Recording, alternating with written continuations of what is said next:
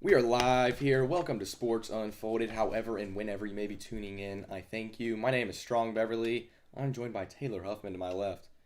We have a very busy slate, but first, we have a wonderful sponsor. So let's get right to it. We are live here. Welcome to Sports Unfolded. However and whenever you may be tuning in.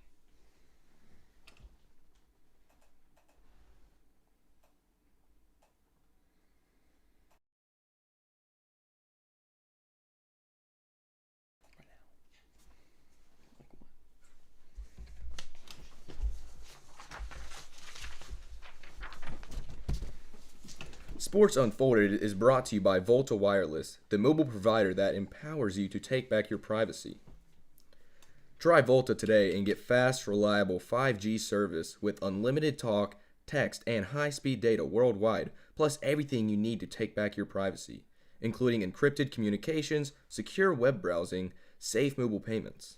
All for just $29.99 a month. That's less than your mobile service alone costs. And with Volta, no one will be able to track your identity, location, communications, internet activity, financial transactions, and more. Learn more at voltawireless.com. That's VOLTA wireless.com. Try Volta today.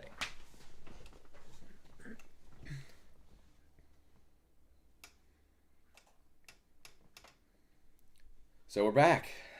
Really busy week in the sports world. Two really big signings broke out yesterday. Cam Newton and Odell Beckham Jr. We'll get to that in a minute. But I think we should start with there's so much going on in the sports world right now. Let's start with some overreactions. So there's been a lot of talk and rumors and heat around Damian Lillard and if he's going to get traded or not. And, it's caused some underperformance for him so far this year. And I guess the question is, the overreaction is Damian Lillard is not going to be an all-star this season. Well, I'm going to quite simply have to say this is an overreaction. Right now at this pace, he would not be an all-star. Looking at it right here, he's only shooting 35% from the floor, 25% from downtown, and only 18.5 points per game. Obviously not all-star worthy, right? But Damian Lillard has been so consistent throughout his career, he's going to figure it out, and I think he's definitely going to be in the all-star game. I think it's a true overreaction. I agree with you, Strong. I mean, Dame might not be averaging what he normally averages, but, I mean, we've seen so many players over the years have cold starts and turn it around, especially players of Dame's quality. I mean, he's unbelievable. Last year, he went to the All-Star game, obviously, led them to almost winning in that first round, dropping, we saw him drop 50 in a game, I think twice back-to-back.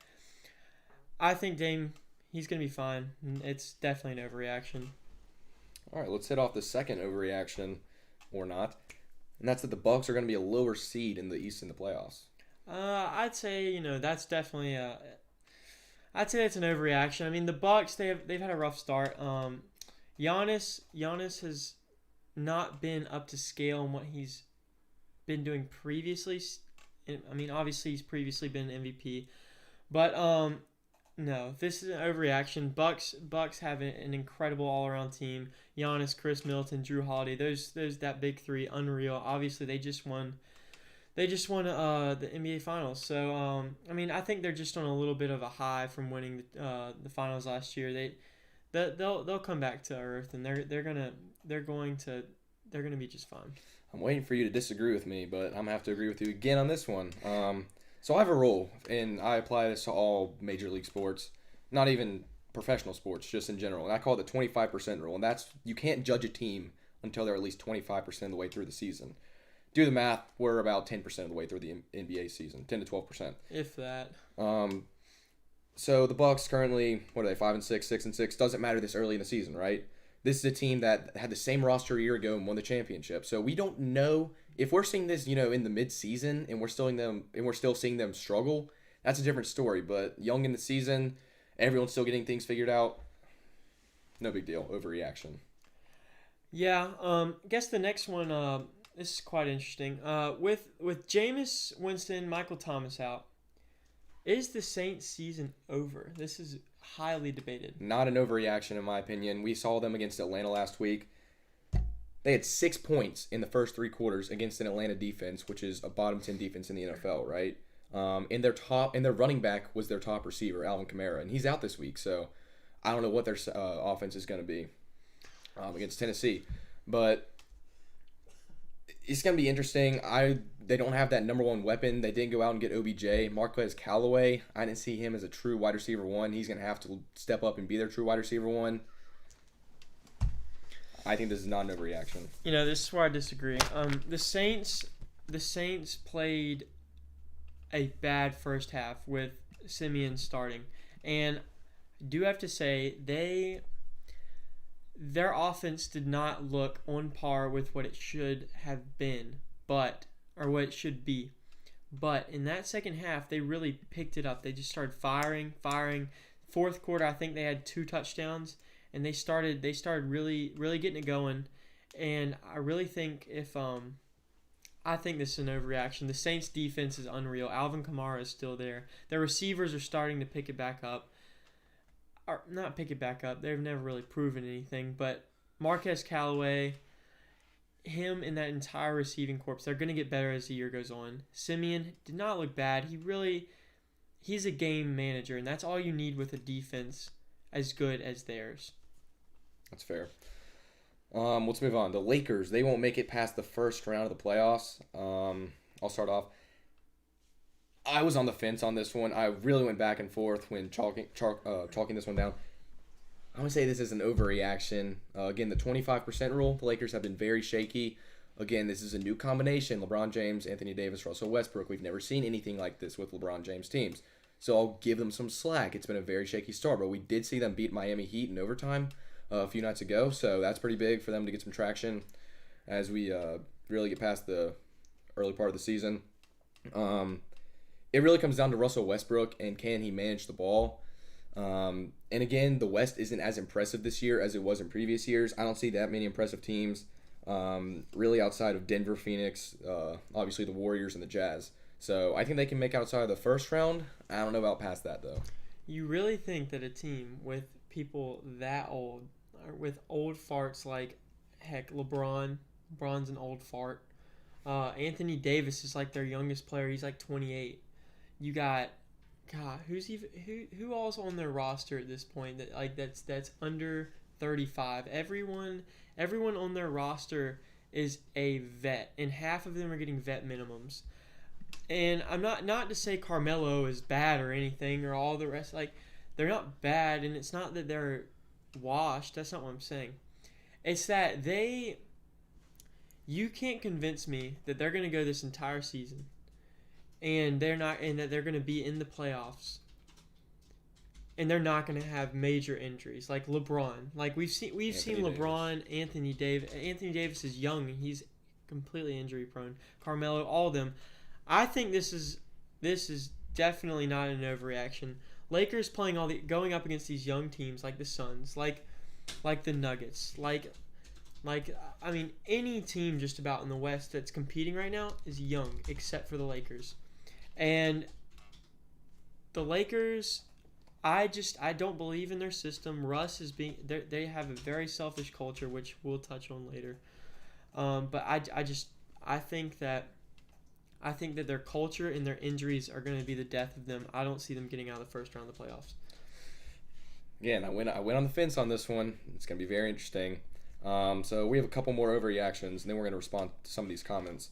So Georgia, when the rankings came out, there was no dispute at number one. There was dispute after that moment, but number one is clearly the Bulldogs. Assuming Georgia matches up with Alabama, do you see this being more than a 2-touchdown game? So, or I could phrase that differently. Overreaction or not, this will be more than a 2-touchdown game. Okay. So I think Vegas, honestly, I think the Vegas line on this is going to be about 2 scores. I think they're going to give Georgia a 2-score favor, about 10 points or so. High. 10 points or so, I'd say. I was on the fence with this one, So I think if they played right now, and Alabama played the way they did against LSU, and Georgia plays how they have been honestly all season, I think that Georgia will blow them out. I think that they will definitely beat them by 2 touchdowns or more. But there is also the mental part of this.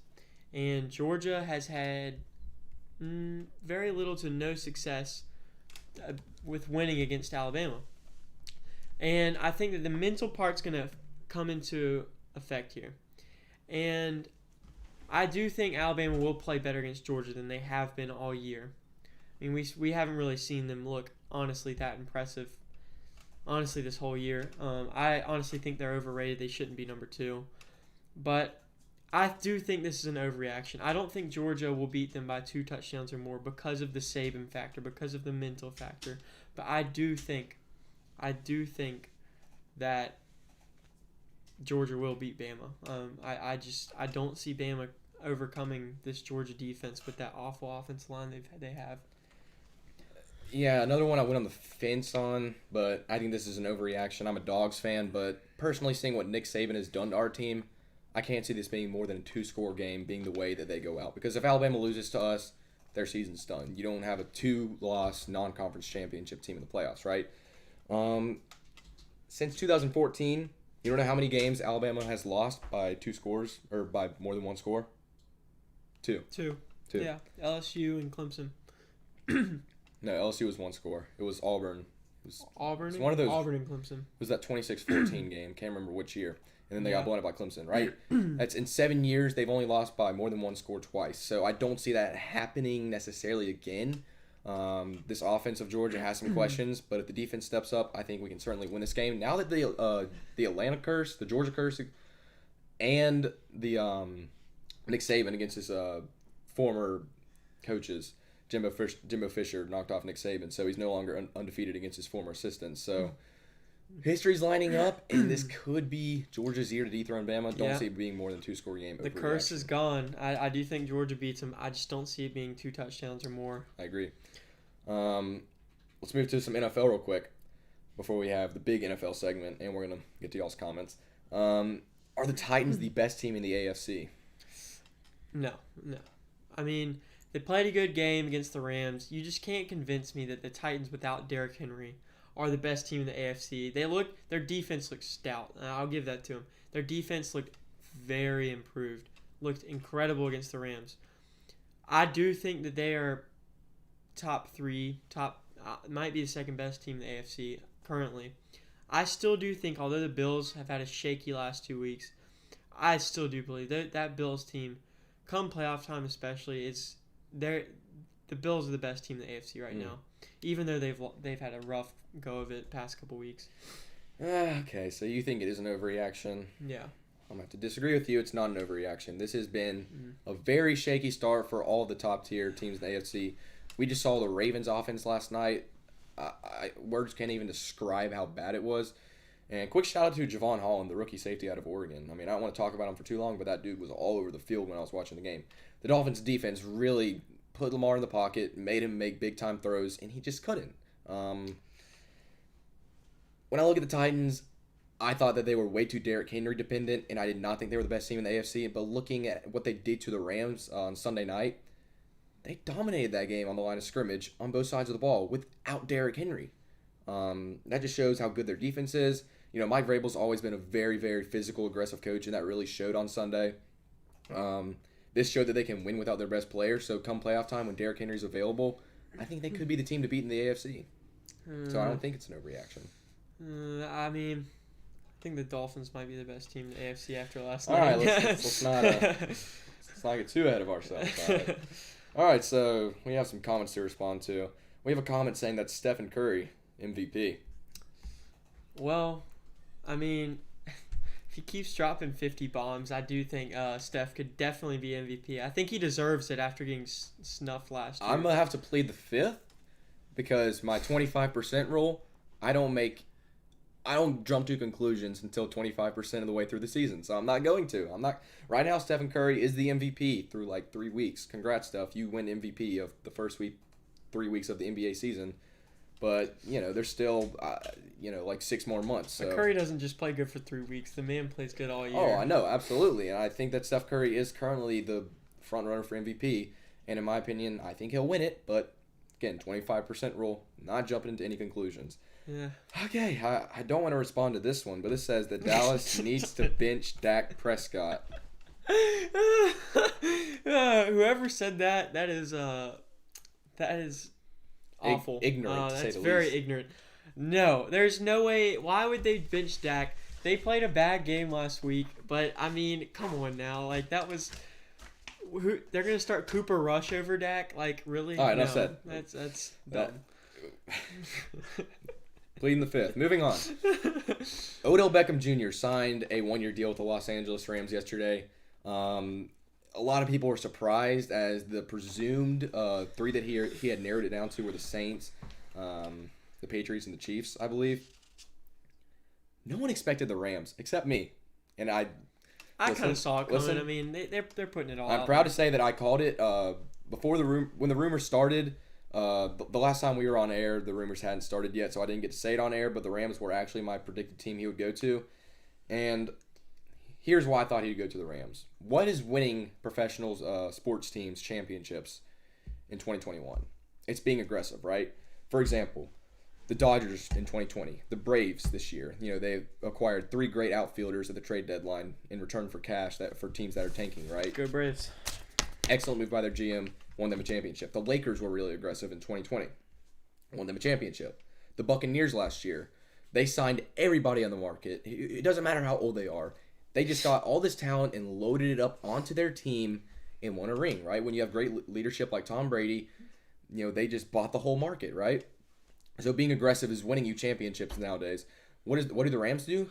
Go trade their draft fortune for Matthew Stafford, trade whatever's left of their draft fortune for Von Miller, and then sign Odell Beckham Jr. They are signing all of the cap. They are signing all the superstars on the market. They are winning. They're going on a win now mode, and we're seeing a trend like this in professional sports teams. So I'm not shocked by this move by the Rams because look at the Bucs last year. Who thought that they needed Antonio Brown? Nobody. Won them a ring. Just saying. AB did not win them that ring. That was all the defense. But OBJ to the Rams. I think everyone's overreacting to this. OBJ has looked like garbage lately. I mean, especially the past 3 years, ever since he got traded to the Browns, he's looked really rough. Like he hasn't been able to get much separation. He hasn't been the downfield threat we knew him as. He'll be in due to their depth chart. He'll be 3rd, possibly 4th receiver on their depth chart. He won't make as big of an impact as people are saying. 100%. But talking about impacts, how about Cam Newton to the Panthers? That big Huge. Big one. I can't jump to any conclusions yet. We haven't even seen him in a uniform. Well, I guess he did show up to practice today and went through some walkthroughs or whatever they got them doing down there in Carolina. But there's one thing I can take away from this, and that is they are done with Sam Darnold. Here's why. Cam Newton's deal, $10 million, 4.5 guaranteed. You sign that halfway through the season, that's on pace for $20 million a year because you're paying him $10 million for half a season. If you can do math, that's $20 million for a whole season. Whatever. Y'all know that. That is not backup quarterback money. Sam Darnold is out for a rumored 4 to 6 weeks, and this tells me that when he's back, he's not the starter. It's not like them signing Taylor Simeon or Trevor Simeon or whatever. No. This is $10 million for half a season. That is absolutely not backup quarterback money. Cam Newton's their guy moving forward this season. They've seen enough of Sam Darnold. The defense is playing actually pretty well. So if they can get a playmaker at quarterback, they think they can be a playoff team. They're done with Darnold. That's really the only conclusion I can have at this point without him playing a game. I mean, I think both.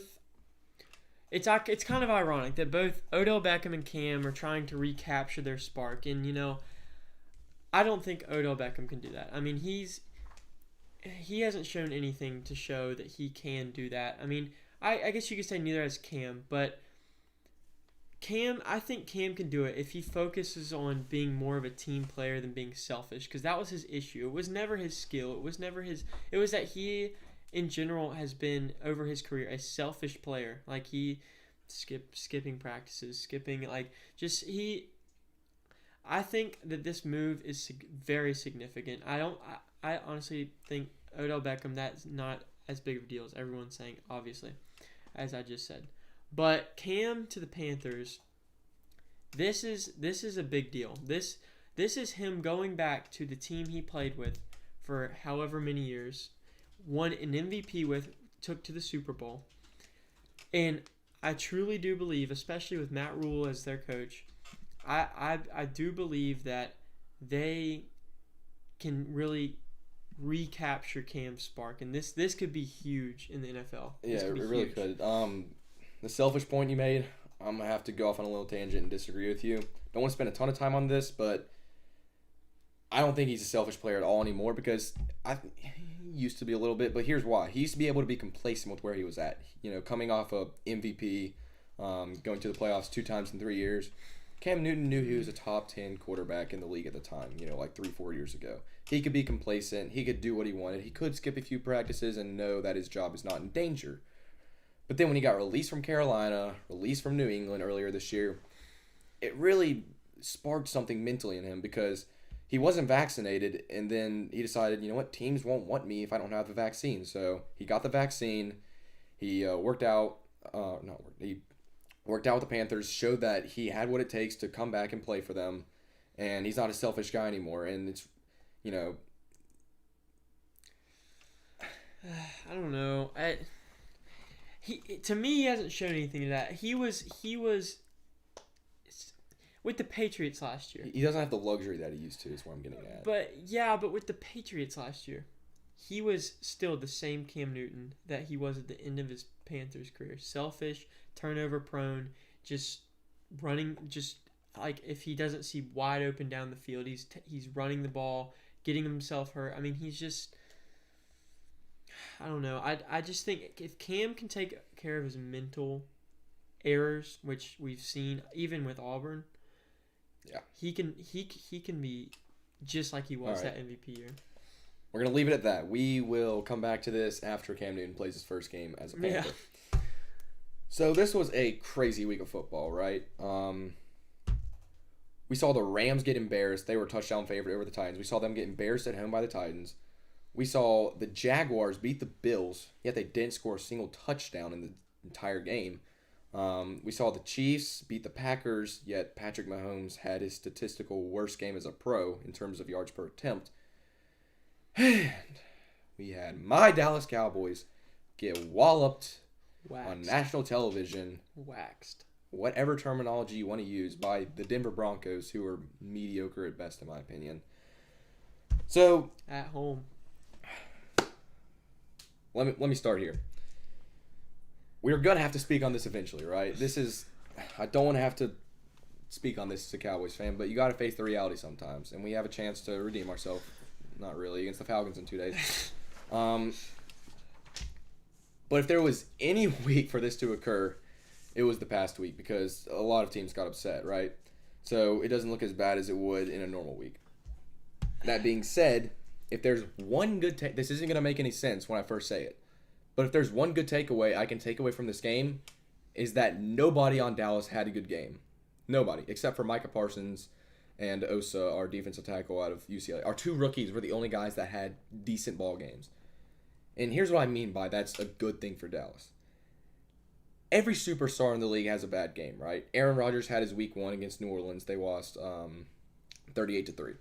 Brady had his also against New Orleans, right? Kyler Murray had his against Green Bay. No touchdowns, 2 interceptions. Patrick Mahomes had more than 1. So we'll talk about Mahomes in a minute. But Dak Prescott had a bad game. Zeke Elliott had a bad game. The offensive line had their worst game. The receivers were dropping everything. Trayvon Diggs had his worst coverage game. And the front 7 let some rookie out of North Carolina rush all over the field, right? So what I'm saying is nobody on Dallas had a good game.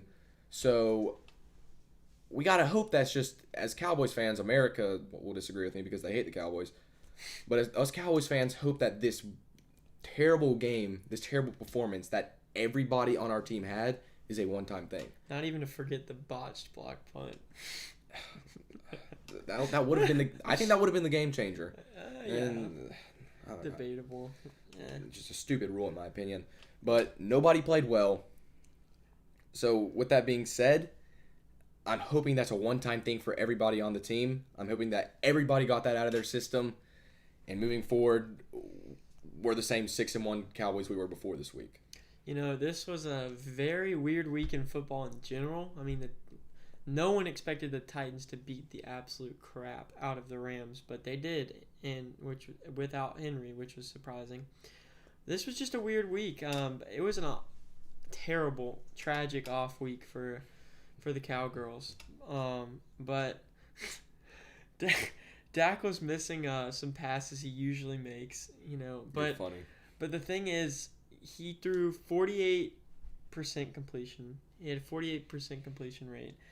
232 yards, which doesn't look bad, but... And as a Cowboys fan, I will admit, his stats, 48% completion rate, it was really 20. I mean, until the fourth quarter where he got some empty calorie stats, as some would say. He got some garbage time yards, garbage time touchdowns. Yeah, that's what I was getting to. It really inflated his stats. I mean, 232 yards is generous because it should have been more like 80 yards on 0 touchdowns and a pick. 73% passer rating. 73% passer rating. 73 passer rating. Awful. Yeah, if Dak had a grade, I think F would be generous. But I could go F minus, or if G was a thing, I would give Dak Prescott a G on his performance. The thing I have to point out about this Dallas performance is that Dak was missing passes he usually makes. So my question is, do you think that the injury is affecting him? Because he missed, I can point out 2 times in the game. Cedric Wilson on the drag. He missed CeeDee Lamb twice wide open for easily 50 And then he missed yards. Cedric Wilson on a little drag route that he would have walked in for 6 on 4th down and 2. I mean, and CeeDee Lamb, the one over the top, wide open, he had at least 10 yards on him, overthrew him by 10 yards. And you're right. And one of the things I praised Dak for was the fact that he was so consistent. He never had these games that you're just like, what are you doing, Dak? Well, what does Dak do? He does exactly what I said he didn't do, and he has one of those games, right? And do you think that's because of the injury? Indirectly, I don't know if it's necessarily the injury or the fact that he's fatigued by not having practiced in 3 weeks. Either way, I'm hoping, bringing back to my point earlier, that this was a one-time thing for the Cowboys. Everybody had a terrible week, which could be a good thing for Dallas because it could wake everybody on the team up. It could mean that this is a one-time thing for everybody and the defense is going to play better. Dak's going to play yada, yada, yada. We're all going to play better next week. But the Falcons look decent. They're one of the few teams that look good last week. I mean, through all the sloppy games, Falcons played pretty very crisp. inconsistent. We need to win this game. Y'all do need to win this game. So let's move on to Patrick Mahomes now. According to Stephen A. Patrick Mahomes is broken. Stephen A. It's a quote. All right. No, he is not broken, okay? Hear me out. What has he done in the past 3 years? I mean, I don't even need to bring it up. On MVP, 2 Super Bowl appearances, 1 ring, 1 Super Bowl MVP, right? Nobody's perfect in this league. Nobody's ever been perfect, right? LeBron James only has 1 scoring title. Tom Brady from 2008 to 2013 wasn't a Super Bowl winning quarterback. Everybody has stretches that they're down. And I don't want to get too much into his personal life, but he just had a kid. His brother and his wife are harassing on social media right now. He has a lot of distractions, right? And everybody's expecting him to live up to this big contract. And his defense has been playing horrible outside of last week because they got fortunate enough to play Jordan Love. But when I look at it, they lose that game. Nothing is in Patrick Mahomes' favor right now. And nobody has perfect stretches. We can't say he's broken. He's having an off year. He's having too much turnovers. But give the guy some slack. He's made the Super Bowl the past 2 years. He's an MVP. Come on. Look, I'm going to agree and disagree with you. Because Mahomes right now, 20 touchdowns. You're like, all right, that's decent. He's on pace for 40 touchdowns this year. That's great. 10 interceptions. On pace for 20. Yeah, too much. Should we start to truly concern about Mahomes being, in Stephen A's words, broken? I think we should, but we should. Because Mahomes, obviously, past 3-4 years, I think 4 years, best quarterback in the NFL, and there's no debate about that. But he hasn't looked the same this year. He's looked like he's been trying to do way too much. We've seen him try to do the quote-unquote normal Mahomes out of the pocket, on the run throws, and they just haven't been working. I mean, these things he's trying to do, like like we saw in the Super Bowl, he was getting drugged down for a sack, chucks the ball up in the air, almost scores a touchdown, but it wasn't. And he's been punished more on that. Some people call it great passes, but those are really risky passes, and he's been doing that a lot more, and I think that's because he's trying to overcompensate for a lack of production on defense, and it's not working. But here's the spin, is that it's Patrick Mahomes. He's the best quarterback in the NFL skill-wise. He just needs to settle down and not try to overdo it, and it's all going to work out. I mean, this is still the most talented offensive team in football, and it's not even close. Like, this, talent-wise, the Chiefs' offense, I don't know about that. Unreal. That. They've got the fastest receiver in the NFL, they have arguably the best receiver in the NFL. I'd rather have the Buccaneers, Cowboys, Rams, Bengals, and Seahawks receiving cores over them. Don't want to go off on a tangent, but I'm just going to leave it at that. No, they have Kelsey, too. Best tight end in the NFL. Yeah. Mahomes, I believe at the end of the day, we're gonna get to the playoffs. They're gonna be like, I don't know. I think they're gonna be probably a wild card team, low seeded team. We're gonna get to the playoffs, and it's all gonna be thrown away because Mahomes had a crazy good stretch at the end here. But at this rate, Mahomes isn't broken, but he's just not the same player as we've seen. He's making stupid decisions that you normally don't see him, and it's causing fumbles, picks, just stuff that you normally don't see. Yeah, I mean, he of course, we can reiterate that all the time, but like he has to come back to earth. But he's so gifted that he has the ability to make these special plays, and if you take that aspect from his game away from him, I think that could be worse for him in the long run because that just teaches him to be mentally limited and handicapped, quote unquote, when he's throwing the ball. Right, he's not able to do what he is able to do, and he's been doing for the past 3 years, just being special like he is. It's gonna be interesting, right? I mean, he's gonna have to limit the turnovers for sure, but that's been the death of him. That's been the yeah. Him. Okay, he hasn't been terrible this season. He has, I think, he's hit over 2,500 passing yards, 20 touchdowns, as I said. But I mean, the 10 picks hurts. He's fumbled out. He's fumbled quite a few times this year. That defense is atrocious, and that's the reason that they're going to struggle this year. Not particularly Mahomes. My point. It's a lot in the defense, a lot in the personal life. But it's him overcompensating. Let's move on. We're going to talk about that in a minute when we get to power rankings. Let's look at two other AFC teams. The Bills and the Patriots. The Bills lost 6-9 to the Jaguars. In a game that I tried watching and I couldn't, so I flipped the channel because it was so bad, right? And the Patriots have won 3 straight after losing to my Dallas Cowboys in CeeDee Lamb's wave off. They've won 3 straight, and they are now 5-4. Very impressive road win over the Chargers, who are a playoff team, and a very impressive win over a good defense in Carolina, picking off Sam Darnold 3 times. I mean, they play tight with the Bucs, tight with the Cowboys. Yep. Those two are. They could very easily be a 2-loss team. Those are 2 good teams. Can they keep up with the Bills, in your opinion? Okay. Yes. Short answer is yes. Long answer is, can Mac Jones sustain, or the question is, can Mac Jones sustain this efficiency? He's a very efficient, consistent quarterback. Can he sustain this efficiency while limiting the turnovers? Because that's been an issue for him. But we have to give this Patriots team some credit. They started this year out ice cold. I mean, they went 1-3 start the year, but then the Bill Belichick magic just showed up. Mac Jones started to play. He started to play some ball. Most importantly, this Patriots defense has looked unreal. They have looked unreal, especially over the past few weeks. Yep, I mean, granted, Texans, garbage. Jets, garbage. True. Carolina, it's not a bad offense. Chargers, definitely not. Chargers, not a bad offense. Dallas, definitely not a bad offense. They have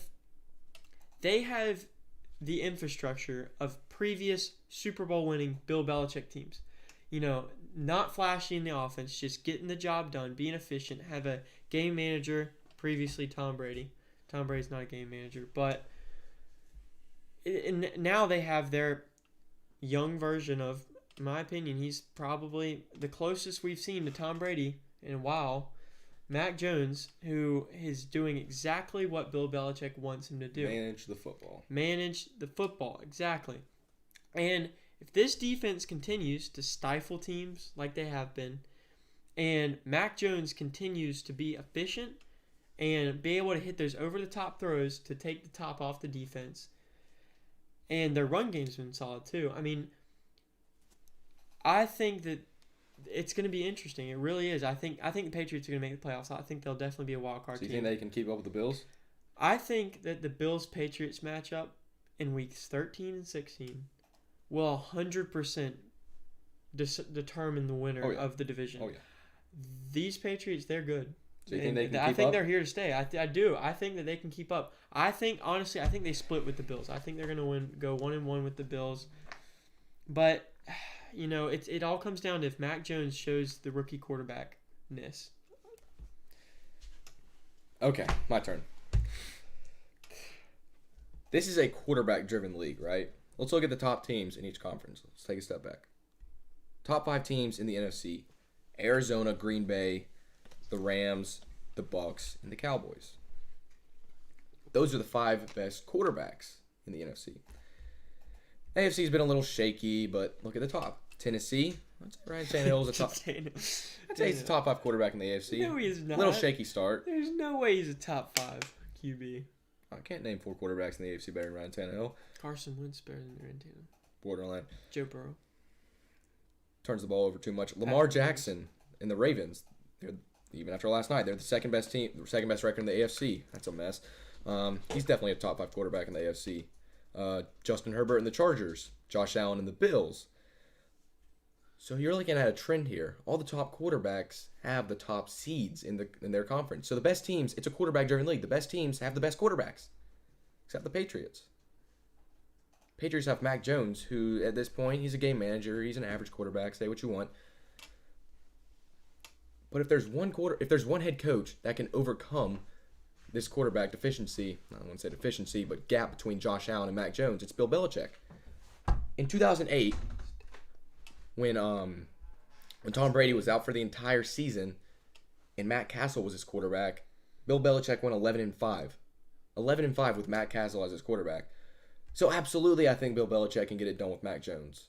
I think they're definitely going to keep up with the Patriots. It may be a quarterback-driven league, but if you have a good defense, that compensates for a mediocre quarterback every time. Every time. Yeah, the defense wins championships. So at the end of the day, they're getting back to what we saw in the New England dynasty.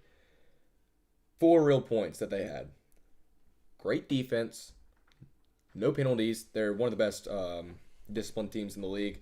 I think they're like 5th in terms of net penalty yardage. So they don't get penalized much, and they force their opponents to commit penalties, as Bill Belichick has historically done.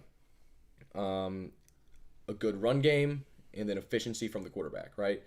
That's what they're doing right now, so I think they can definitely keep up with the Bills. It definitely has the DNA of a Bill Belichick Super Bowl team.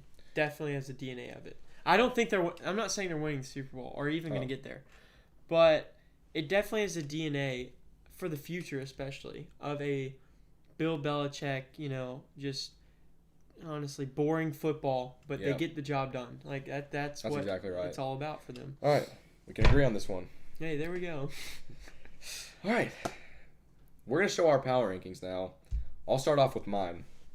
This is for the NFL, if we can see them here. Number 1, we're going to work our way down here. Y'all can see the Packers are number 1. Why are the Packers 1? They just lost 13-7 to the Chiefs that have been struggling all year. We cannot count that, guys. We cannot count that Packers loss as something that's going to, lead into the future and deter their playoff, whatever. 2 words, 1 name, Aaron Rodgers. Look what he did against Arizona. Who may not be back. He will be. Without his top 3 receivers, the best 2 defensive players on that team, his all-pro left tackle, David Bakhtiari, and they won on the road against undefeated Arizona, who I have at 2. Right? I have them at 2. Very quality wins at the Rams, at the Titans, blowing both those teams out. Not much more needs to be said there. I have the Bucs at 3, reigning Super Bowl champs. Don't want to overreact to their loss in New Orleans.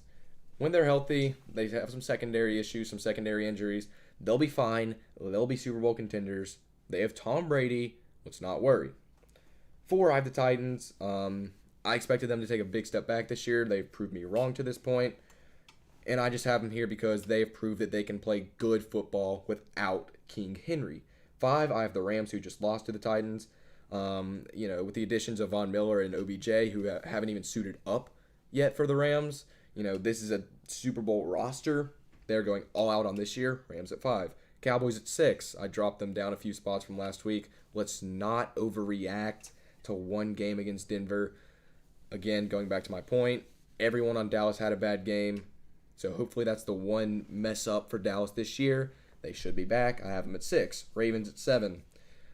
Truth be told, I made this before the game last night, but I would still probably have them in the same spot. Lamar's a playmaker. Lamar's one of the best quarterbacks this year. He can come from behind in any situation. The defense has had some inconsistencies. The offense had some inconsistencies last night, but I think they'll be fine. 8, I have the Chargers. They have some defensive struggles as well, but overall, they've been one of the better teams. 9, I have the Bills.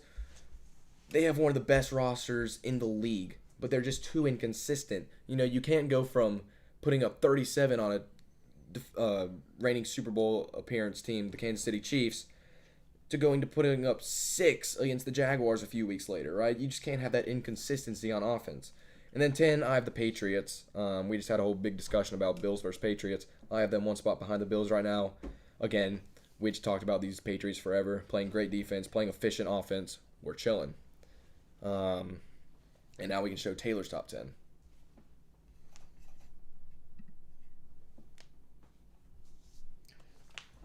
Okay.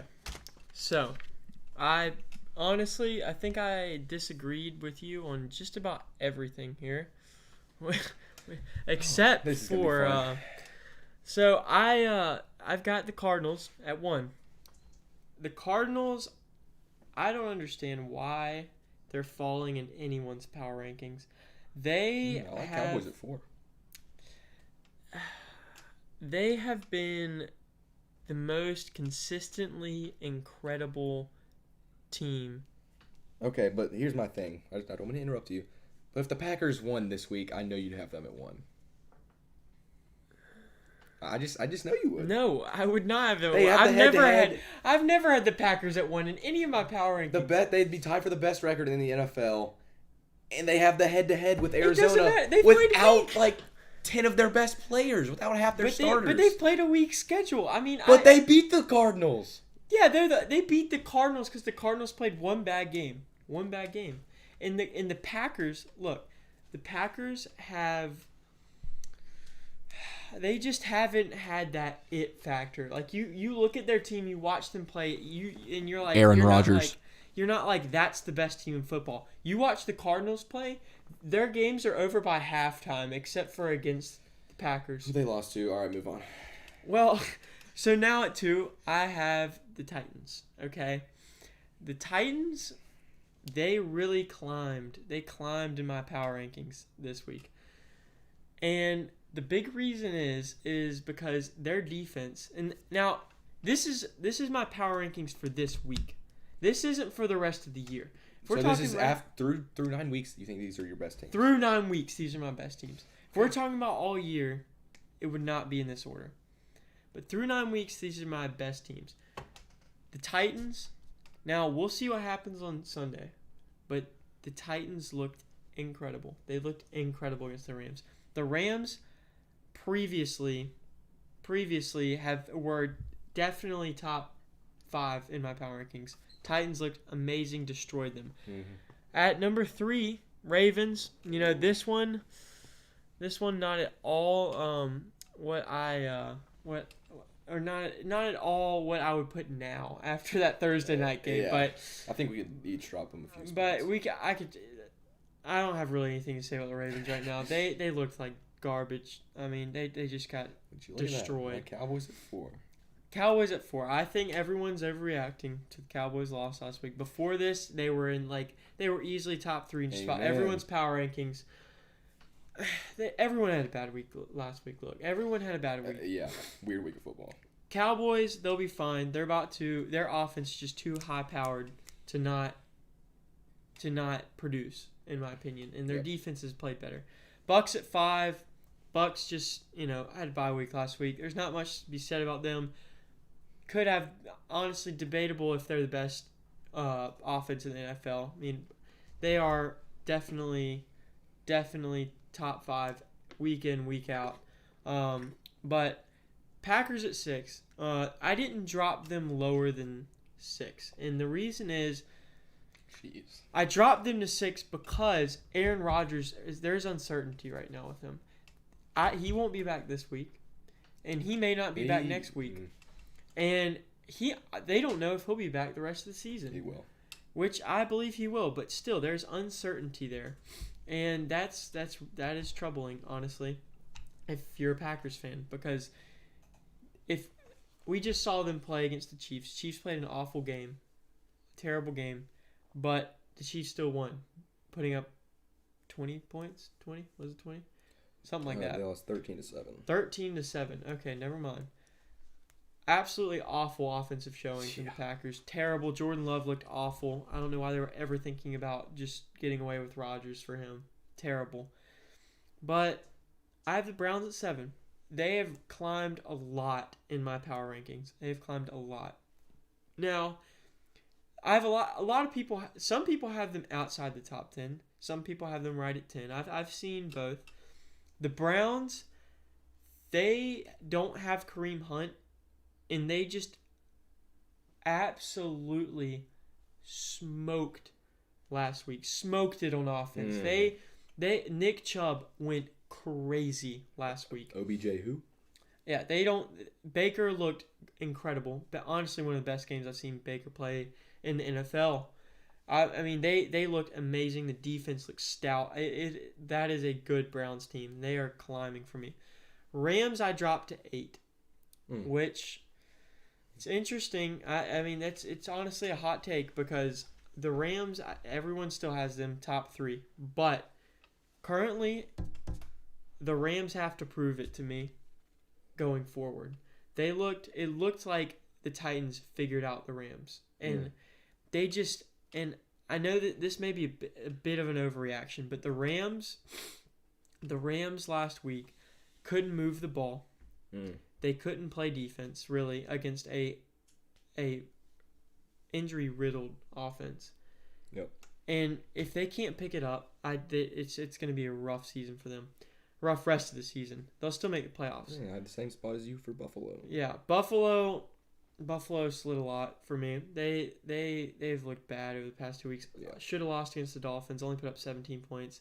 And then played the ugliest game of football I've ever seen against the Jaguars. Yeah. Lost 6-9. Couldn't score a touchdown against arguably one of the worst defenses in the NFL.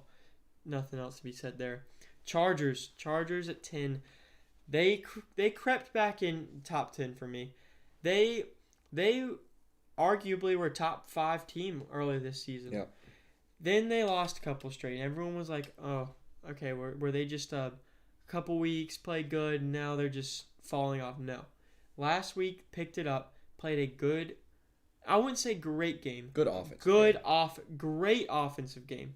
Defense was still shaky, but it was a great offensive game. They can keep, if Herbert can keep zipping it like he was last week, Chargers are gonna be fine. They could easily take the NFC or AFC West. Okay, we're gonna get to y'all's comments in a minute. And as a Cowboys fan, I cannot believe I'm defending the Packers this much. But before we get to the comments, I just want to talk about Green Bay for like 30 seconds. They're 7-2, and I don't count either of their losses because the week 1 loss at the Saints.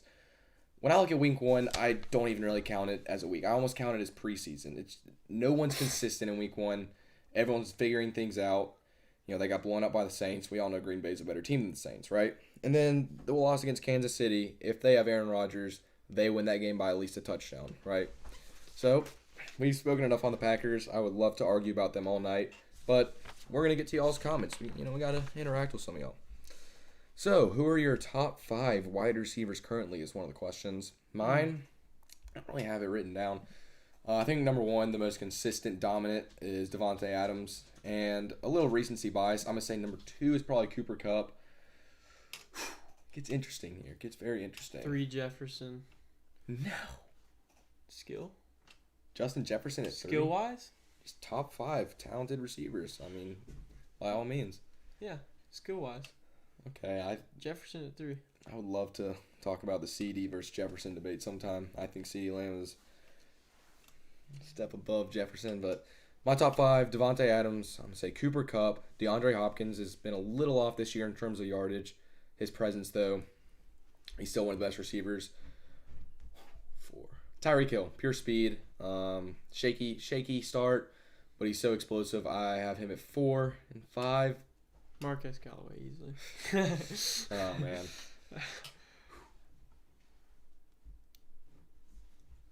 Jefferson. Could go Jamar Chase. But let's not overreact. I don't know. There's a lot of guys. You could put Deebo Samuel even. No. What I mean, would you change? I think it's probably number 1, Devontae Adams. Number 2, it's got to be Stephon Diggs. Number 3, I mean, if we're talking about right now, DeAndre Hopkins, I'd put him probably at 5. But right now, because he's been really just injury prone. 3 and 4 for me. 3 is probably Cooper Kupp. 4 is probably...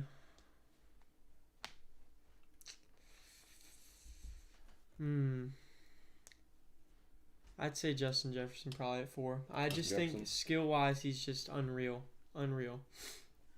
But let's get on to some more comments. What is your Super Bowl teams right now? Okay. Before the season, I had Green Bay, Kansas City. I'm sticking with Green Bay. And the AFC is such a mess right now. I don't know who to go with. Let's roll the dice and... Don't you dare say the Titans. Not. Yeah, no. There's no way. Watch this. Patriots. No way. Give them your 2. Oh, God. Okay, probably the Buccaneers. They're too built all around to lose in the playoffs, in my opinion. Brady's the most clutch player ever in the playoffs, football-wise. AFC Bills, easily. Best defense in the NFL. Offense about to turn around. Yeah, They're going to go crazy. Too inconsistent on the offensive side of the ball. All right, this person says Mark Andrews is the best tight end. Disagree. Cap. That is cap. That is straight Definitely cap. Travis Kelce and Darren Waller. Kelsey's had a very slow start. Darren Waller's had some injuries. Darren Waller and Travis Kelce above Mark. Mark Andrews probably 5.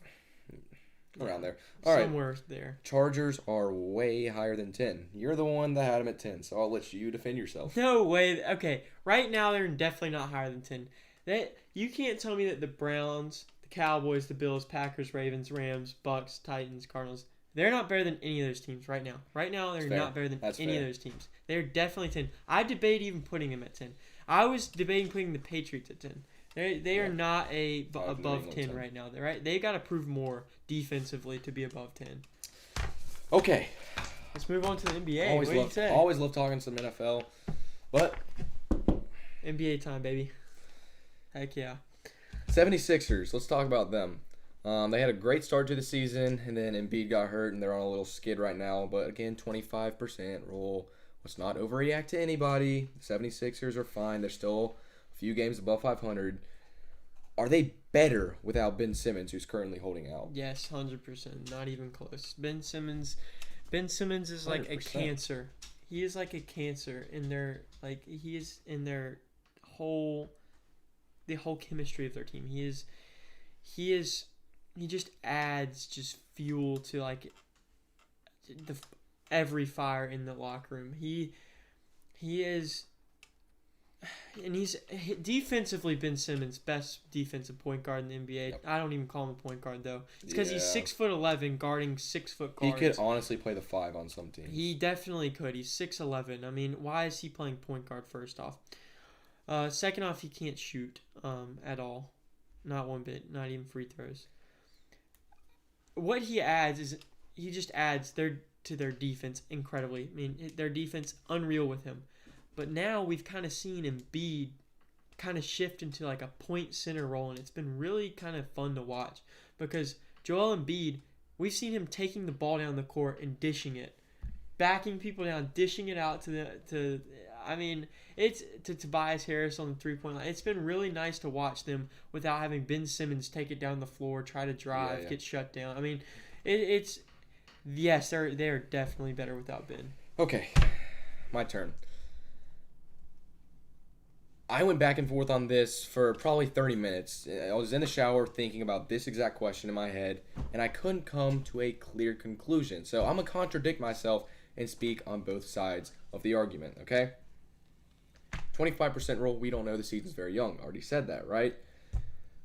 Tyrese Maxey is running the point guard right now, and he's definitely more explosive offensively than Ben. Definitely. But Ben Simmons, if the Sixers want to be able to knock off teams like the Milwaukee Bucks, they're going to need Simmons' size come playoff time. So I can't fully say that they are a better team without Ben Simmons because they need someone with his defensive abilities, with his 6'10 size, to shut down those Giannis's. But again, now let's contradict myself. Talent isn't always the best thing for a team. We need to defeat that narrative that more talent is going to win you championships. Aggressiveness wins you championships, but not always talent. Look at OBJ in Cleveland. That was a total bust, right? Everyone was waiting like, okay, when are Baker and OBJ going to finally get it together? And it never happened, and now OBJ is on the complete other side of the United States, right? So when I look at it, in the locker room, it may be better without Simmons because, what I just said, talent isn't always better. But on the court, it's showing. They're like 7-3, 7-4. I mean, they're and without Embiid, the top of the East right now. Yeah, but in a 7-game series, you don't have that size of Ben Simmons against Giannis, Chris Middleton. Ben Simmons threw the series last year against the Hawks. Yeah, he did, but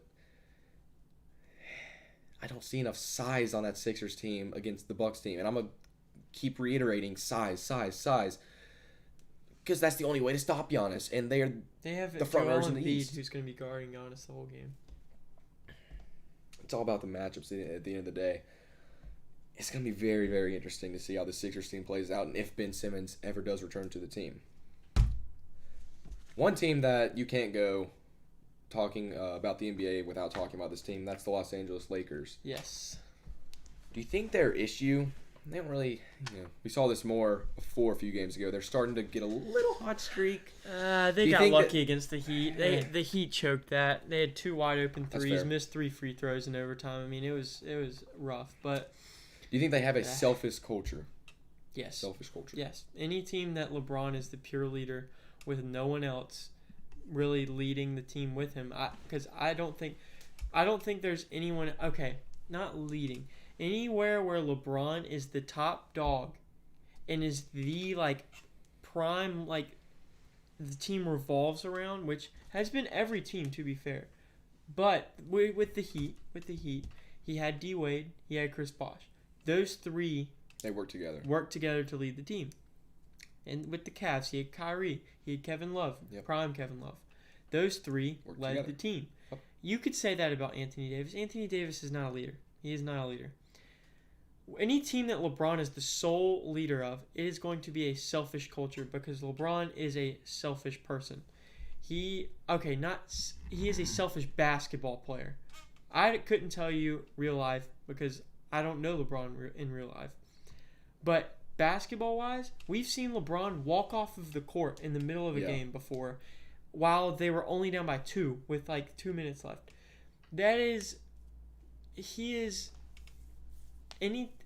I just think that I agree with it. I think their culture is too selfish to win in the playoffs. In the playoffs, what you need is a team environment. Everyone's backing each other. Everyone's for each other. I don't believe they have that. Okay, my mind is all over the place right now, and I don't know where to start with this Lakers team. Let's back up a little bit here. I think this is more of a figuring it out situation opposed to a selfishness, if that really makes sense. Because, this 25% rule that I invented, I think LeBron James is listening to me, and he's saying, hey, the games this early don't really matter.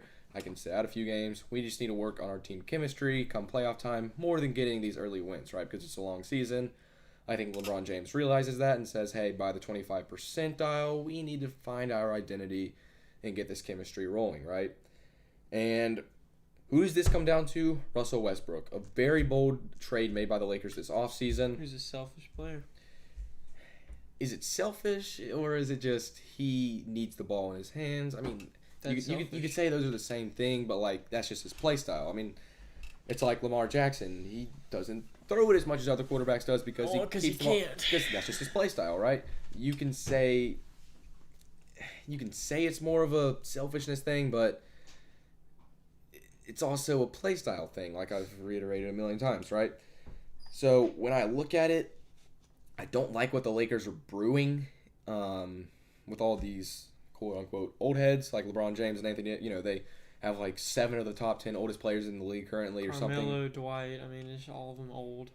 Yeah, a lot of, Carmelo, he's accepted his role as a bench player more than he used to, but, he's still one of the more selfish guys in the league, right? All that being said, this chemistry that the Lakers have built, it's not there right now. I mean, I didn't like the Russ move to start with, honestly. I don't know if it's selfishness necessarily. Did you like the Russ move to start with? I didn't. I didn't like them trading for Russ, honestly. They traded the future and a lot of draft picks. Yeah, they traded away depth, more importantly, some young depth, because now they have essentially no young talent on their team. Lost Caruso, lost like 4 draft picks from that. I mean, I never liked the Russ trade. It gives them star power, but it makes them a selfish team, and they were already pretty selfish. Okay, I mean, I get where you're going, but it showed in the playoffs. Yeah, you're right, but I don't know. I think we both understand there's an issue with the Lakers. I just don't know if we're on the same track with what the issue is. And I don't think we're going to know until later in the season. I mean, look. I mean, you can look at the stats. You can look at this and that, but when LeBron was 26, you could give him the ball, and he would literally just charge to the basket and score every single time. Yes. He's not 26 anymore. He's not 22. He's not young. He's getting old. He can't do that every game and not get hurt. We've seen it. He'll do it for 3 games, and then they bench him for 1. Because it's maintenance. But in a past team like the end of the Cavs, you could do that. Just give LeBron the ball. He'll score. It's fine. Whatever. Who cares? Yeah, I think LeBron James... He can't do that anymore. Like, he can't do it to the same extent anymore. Yeah, you're right. He has to be careful when driving to the basket. I think LeBron James is the best driver of the basketball in NBA history, right? That's really coming off of what... Skip Bayless has to say. And anyways, I agree with that statement, but as he's older, he has to be more careful. That's why you're seeing his 3-point attempts go up. Yeah. Which could also lead to a selfish nature because he's trying to chase Kareem for all-time points. So LeBron's also chasing a point count, so that could lead to selfishness. I mean, I don't like the culture in the locker room they've built. It's just like, it's very impersonal. It's very individual driven. That's fair. All right, so there's not a ton of stories going on in the NBA right now, so it's early in the season. What is heating up? Yeah, it's early in the season, that's why. What is heating up is college football, okay? So we talked about the Dogs earlier on the overreaction or not segment of the show. Is there any team that can compete with these Dogs? Okay. We talked about Alabama. Can they or can others? Okay. If we're talking about right now, if Georgia were to play, you pick anyone in the country right now, anyone. If they were to play them right now, with how all the teams have been looking, they would, there's no one that can compete with them right now. But I think if you give, Bama they're tough. They're a tough team right now because Bama, if the reason, honestly, I think they're number 2 is because of history behind them. Nothing that they've proven this year has been worthy of them being the number 2 team in the country. Completely. If their name wasn't Alabama, if their name was anyone else, they would be number 10 in the country right now. Nailed it. But since you can look at the past, Bama's had seasons similar to this. They'll come out. They haven't looked strong, but then you get towards the end of the year, and they just keep getting better. And I thought, and I think everyone else thought, that this week against LSU, this past week against LSU, would start their revamping of their team. Didn't at all. They should have lost that game if Max Johnson didn't throw the bag. They should have 100% lost that game. They were at home, 28-point favorites, only won by 6, should have lost. And you put Georgia right now against anyone? No one can compete. Okay. So I don't like to brag on myself too much, but while we're on the subject of Alabama, I would just love to quickly praise myself and admit that even when they looked unstoppable earlier in the year, I knew that this downfall, I wouldn't say this is a complete downfall, but their signs of weakness would be shown, right? Just look at it. I mean, look at the talent they lost in last year's draft class. The Heisman, Devontae Smith, quarterback Mac Jones, Najee Harris is one of the best running backs already in the NFL, Jalen Waddle, Christian Barmore, Alex Leatherwood, Eric Dickerson on the offensive line. They're like whole offensive line. That's their issue right now. Their offensive line. You match that with Georgia, you're going to get toasted. They have Evan Neal, who's probably the best left tackle in college football. I think he 100% is the best left tackle in college football. But that's the one bright spot in their offensive line. They've lost so much talent in last year's draft. It, to a certain extent, reminds me of 2019 LSU, except for Alabama has Nick Saban, so they're still going to be up here somewhere. Is it going to be up here? Is it going to be up here? We don't know. They have shown signs of weakness, especially on the offensive side of the ball. That's what happens when you lose 5 first-rounders on one side of the football in one draft class, Exactly. right? When I look at it, I think Alabama can hang with Georgia due to Nick Saban and his history. That's the only reason. Right now. In Alabama's name, if this exact Alabama roster and exact resume had played out for another team, not under Nick Saban, I don't think they can hang with Georgia. But it's just that factor that it's Bama who owns Georgia in recent history, and Nick Saban, they can definitely hang with the Dogs, right? Assuming they meet in Atlanta. Ohio State, the second one, and the only other I think has a sliver of a chance to hang with the Dogs. If their offense goes absolutely That's my berserk. Point. They're, if they sell it to stop the run, and C.J. Stroud, who is a potential Heisman candidate, he has the best receiving core in college football. Garrett Wilson, Chris Olave, probably 2 first-rounders in next year's draft. And then Jackson Smith and Jigba, who's probably the best true freshman. Is he true freshman? I don't remember. He may be a red shirt. He is. He's been lighting it up and has been the best receiver on their core in the past few weeks. So they have 3 great receivers. So with that offense, and then Travion Henderson, their running back, I think they have the offensive firepower to potentially score up near 30 points against the Dogs, which sounds crazy with how their defense has played this year. But I think they're the one team that has a true chance to score that much on Georgia. So just with that firepower, I think they're the only other team that has a chance. I would say they have like you said, a small sliver of a chance, but I don't think they could possibly score 30 points against Georgia's defense. They have not seen a defense even in the same ballpark as Georgia's defense. And we almost saw them lose this past week. I don't know. I mean, Bama is the only one, honestly, right now that I would say if they pick it up, they have a chance. But if we see them struggle, obviously they won't struggle this week against, I don't even know, they're playing like Charleston Southern or someone like that. If we see them struggle against Arkansas, we see them struggle against Auburn, and if they lose against Auburn, they might. And A&M's in the SEC championship. Yeah, A&M's in the SEC championship. They're a 51-point favorite over New Mexico State. So yeah, I mean that's But if we see them struggle, I just don't see a way they could magically somehow get this massive boost and just become as good as Georgia just over a 1 week. Like I just don't. They have to. These next few games, they have to be improvement games for them, or else I just don't see it magically going all together on the field. Yeah. So very interesting there. So speaking of the Dogs, they're the number 1 spot in the college football playoff. After that, there's a lot of gray area and a lot that people disagree with.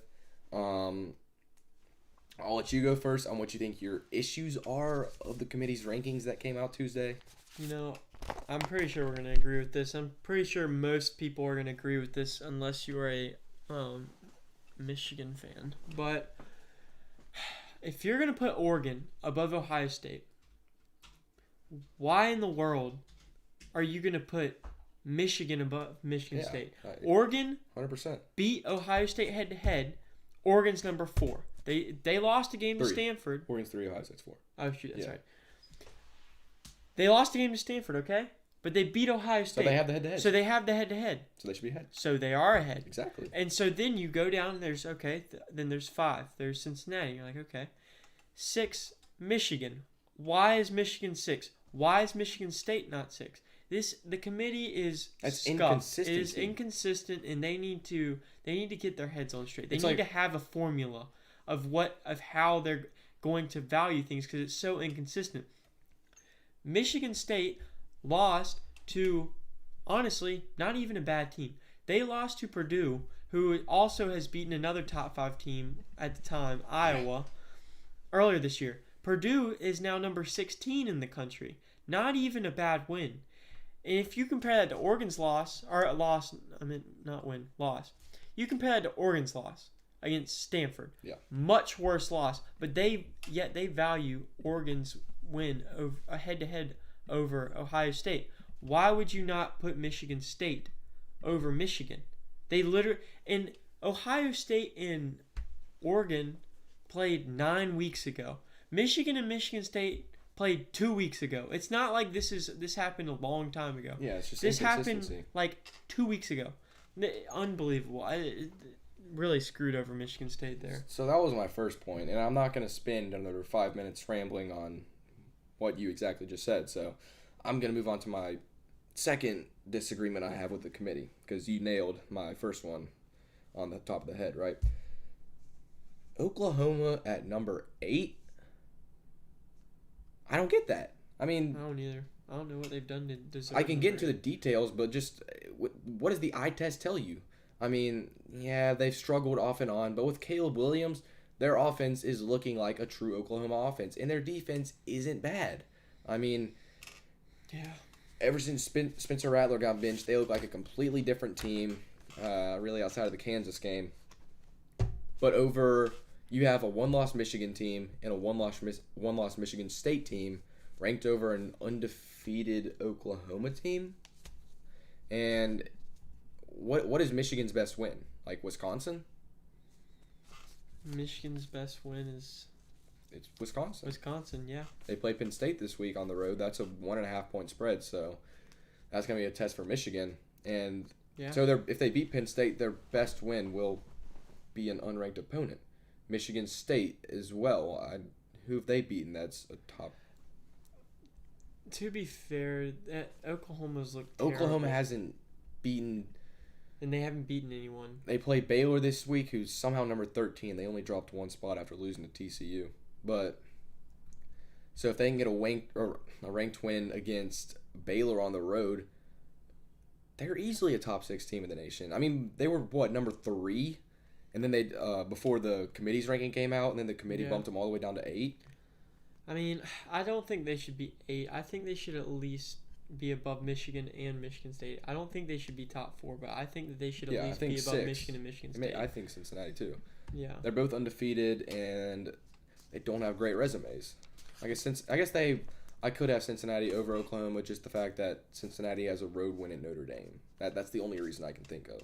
Yeah, I mean, but speaking of Michigan State and the committee in general, how about Purdue, man? How about Purdue?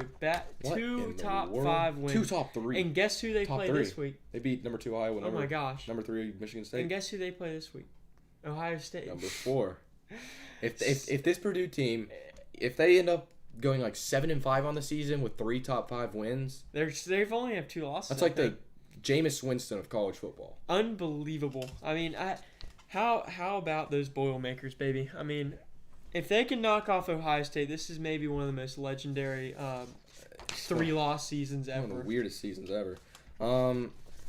So let's quickly. We've really touched on the Big Ten, so I won't really need to talk too much about that.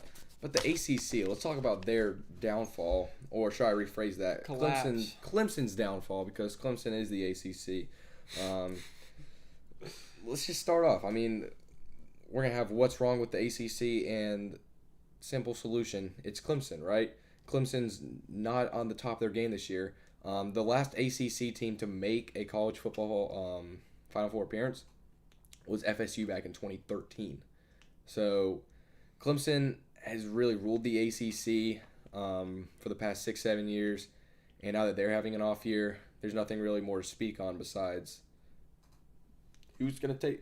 No one's going to take Clemson's spot. I mean, we saw Wake Forest, but they have a bottom tier defense, so Yeah. I mean, Wake Forest, terrible defensive showing. Put up 55 points and lose a game. Unacceptable. Yeah. They were number 9 in the country. I mean, ACC's just fell from contention, and it's impossible. No one from the ACC is going to make the college football playoff. Yeah, and we've been waiting for like the past 4 or 5 years to see who's going to compete with Clemson. And now that Clemson stepped now, down, it's who's going to compete with Wake Forest. I mean, well, we're just waiting to see like when Clemson steps down, who's going to take their spot and be in contention for a playoff spot. I mean, and we're seeing no one. Sadly for Clemson, it's affected their recruiting too. They fell from the number 3 class in 2022 to now they're the number 12 class from decommits and players flipping to other schools. It's honestly you should, if you're a Clemson fan, you should definitely be worried because you don't have Deshaun Watson anymore. You don't have Trevor Lawrence anymore. We thought DJ could be the next big thing, but he's not. He doesn't look like he is. Yeah, but it's gonna be rough. I think it's gonna be a rough couple years for Clemson. It's gonna be some rebuilding times. Yeah, it certainly might be. All right, we're gonna head into our closing segment now. Little game. We're gonna have some what we call over under. So we're going to throw out a number of something that could potentially happen in the future, and we're going to predict if it'll be over or under. Pretty self-explanatory. So the first one we have here is that 2.5 AFC North teams will make the playoffs. Definitely under. There's no way 3 AFC North teams make the playoffs. Happened last year. After seeing what the Ravens just did this week, now I'm not saying the Ravens are going to be the one. I just think that I don't see there being 3 teams. I think the Bengals are going to start to fall off. Yeah. Steelers are going to fall off. I mean, Browns and Ravens, I'll give that to them. But I just think Steelers and Bengals are definitely fixing to fall. Yeah, I mean, I think the Ravens, it's a quarterback league, so as inconsistent as they have been on both sides of the ball this year, mainly the defense, they're going to make a playoffs. They're going to certainly have a playoff spot if it's winning the division or the wild card. And then the Browns, they have a top 3 running game, top 3 rated offensive line, and a top 3 defense, surprisingly, in terms of yards allowed. Surprising. So when you have those components, that is a recipe for success. And for some odd reason, Baker Mayfield plays better without Odell Beckham Jr. So it's weird. I mean, last year, I believe he had 20 touchdowns and 2 interceptions without OBJ. So that being said, if Baker can play like he played against Cincinnati, the run game, the defense, they do their thing, I think the Browns will be in. And then when I look at it, I don't think the Steelers will be in the postseason. I don't think Cincinnati. I think Cincinnati's a year or 2 away. Listen to this stat about the Steelers. They have the hardest remaining schedule. 7 of their 9 remaining opponents have winning records. 7 of 9. It took them the refs to beat a Chicago team against a struggling Justin Fields. Wow. I mean, yeah, they should definitely not have beaten the Bears. That was absurd. Yeah, it was. All right. 10.5 wins for the Kansas City Chiefs. This is hard because I think they'll be a 10 or an 11 win team. I don't think they'll go above 11 or below 10, honestly. I'd give them the benefit of the doubt, and I'd give them an 11-6 record at the end of this year. I think they're about to go in. I think we're about to see the Chiefs really heat up. They've got a nice, easy portion of the schedule coming up. Did I tell you last week that the Green Bay game would be the turnaround of their season? I told you. Okay, it was because Jordan Love played. I know, and I'm saying the stars aligned for them to get that win and turn their season around. It definitely did. I mean, if Aaron Rodgers plays, they lose that game. And y'all doubted me, but hey, I'm telling y'all, that was the game that's going to turn the Chiefs season around. So I'm going to have to say over 10.5 wins. Yeah. I said that last week's game against Green Bay would be the one to turn the Chiefs season around. And it has been a very shaky start for the Chiefs, and yet they obviously didn't look perfect, especially on offense against Green Bay. But they won the game with Patrick Mahomes having statistically the worst game of his career in terms of yards per attempt. Unbelievable. And this is a team that the Chiefs, you give them a sliver of momentum and they will run a mile with it. The saying, give them an inch and they'll take a mile, however it goes. They were down 24-0 against the Texans in the divisional round in 2019. And then one kick return, and then the next thing you know, they're leading 28-24 10 minutes later. This is a team that you give them a sliver of momentum, and they will take it to the house, literally and figuratively. Tyreek. Yeah, I think this team is too explosive. Andy Reid's too smart. Mahomes is too gifted. I think they're over 10.5 Now, wins. how about this? Over or under for 50 wins for the Lakers this season. Okay. It's interesting. I was on the fence with this one again. This is right where I expect to be the Lakers, but I'm going to say under. I think that they have I said that they were going to make it out of the first round of the playoffs, but I don't think they'll have the best regular season record because LeBron has learned throughout the course of his career that he can be successful in the postseason with the lower seed, right? You know, he made the finals as a 4 seed with the Cavs, and really no one was close to contending with them. I think they won every series like 4-0 or 4-1 as a 4 seed, which is pretty remarkable, right? So when I look at it, this is a team that won't be the best in the regular season. You know, they're going to have to, get some crucial wins in, but at the same time, LeBron knows that the regular season isn't where all the marbles are won, right? It's in the postseason if they can just get there with a lower seed and escape. So I'm going to say under in terms of regular season 50 wins. I think I agree with you. Under, but I think the reason that they don't win in the playoffs is because the under. They can't afford playing the Suns or the Jazz or the Nuggets in the first round or the Mavs or any of those young good West teams. Yeah. They can't.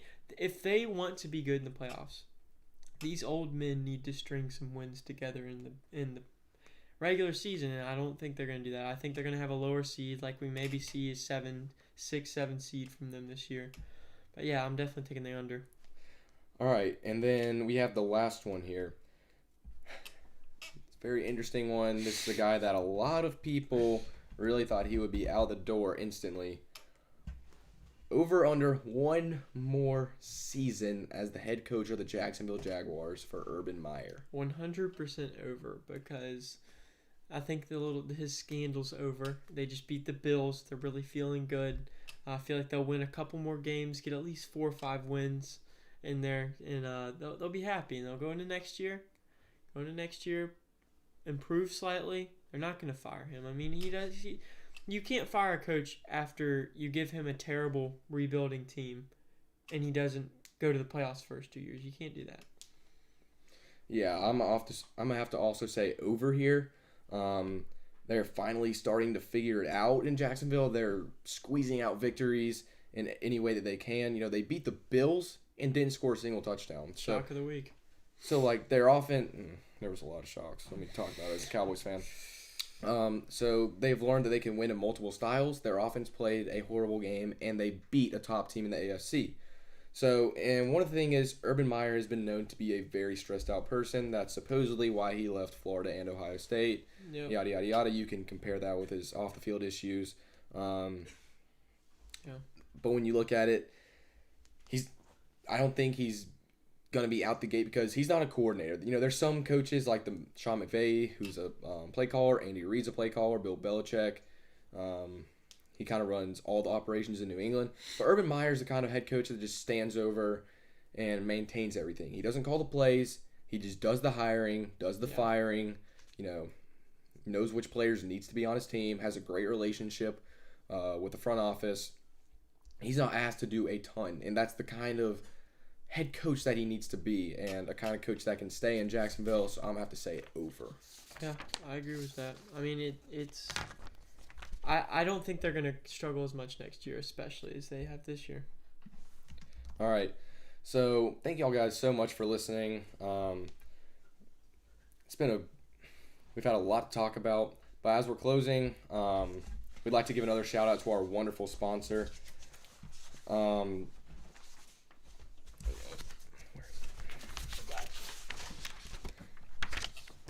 lot of good stuff to talk about today. All right. That's not it. Yes, it is.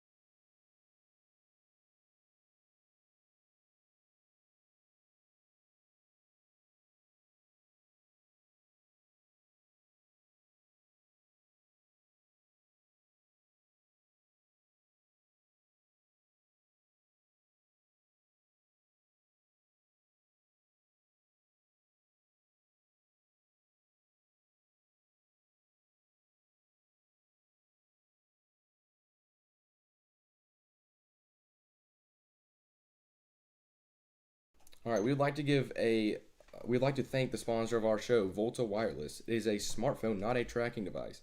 Take back your privacy with Volta.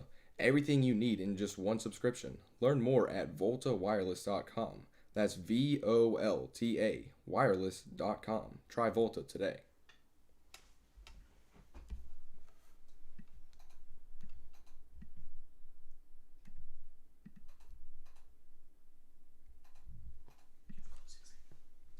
All right, thank you guys so much for listening. We'll be putting this out on all social medias, all podcast distributions, on YouTube, obviously.